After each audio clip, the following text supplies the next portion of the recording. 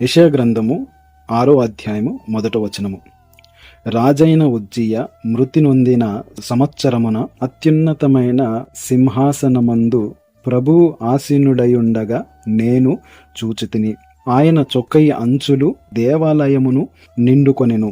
కాబట్టి ప్రియమైన దేవుని ప్రజలారా, ఇక్కడ దేవుని యొక్క దర్శనము గురించి యెషయా భక్తుడు రాస్తున్న మాటలివి. అయితే రాజైన ఉజ్జియా మృతి పొందిన తర్వాత జరిగిన సంఘటన ఇది. అత్యున్నతమైన సింహాసనమందు ప్రభువు ఆసీనుడయుండగా యెషయా భక్తుడు చూసిన మాటలను గురించి రాయడం జరుగుతున్నది. అయితే 2వ వచనములో, యెషయా గ్రంథము 6వ అధ్యాయము 2వ వచనము, ఆయనకు పైగా సెరాఫులు నిలిచి ఉండిరి, ఒక్కొక్కరికి 6 రెక్కలుండెను. ప్రతివాడు 2 రెక్కలతో తన ముఖమును, 2 తన కాళ్లను కప్పుకొనుచు 2 ఎగురుచుండెను.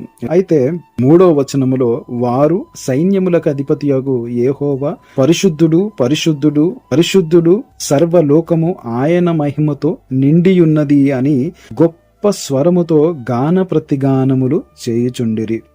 కాబట్టి ప్రియమైన దేవుని ప్రజలారా, యెషయా భక్తుడు ఈ సెరాఫుల గురించి గొప్పగా వర్ణిస్తూనే ఆ సెరాఫులు ఏం చేస్తున్నాయి, ఆ సింహాసనము పైగా ఉంటూ ఏం చేస్తున్నాయి అన్న మాటని గురించి కూడా వివరిస్తున్నాడు. ఏమని వివరిస్తున్నాడు అని అంటే, వారు అంటే సెరాఫులు సైన్యములకు అధిపతియగు యెహోవా పరిశుద్ధుడు, పరిశుద్ధుడు, పరిశుద్ధుడు, సర్వలోకము ఆయన మహిమతో నిండి ఉన్నది అని గొప్ప స్వరముతో గాన ప్రతిగానములు చేస్తుండగా యెషయా భక్తుడు చూస్తున్న మాటను గురించి వివరిస్తున్నాడు. కాబట్టి ప్రియమైన దేవుని ప్రజలారా, ఈ 4వ వచనములో ఆ సెరాఫులు ఎంత గొప్పగా మనకి గాన ప్రతిగానములు చేస్తున్నాయో అన్న మాటని గురించి వివరించడం జరిగింది.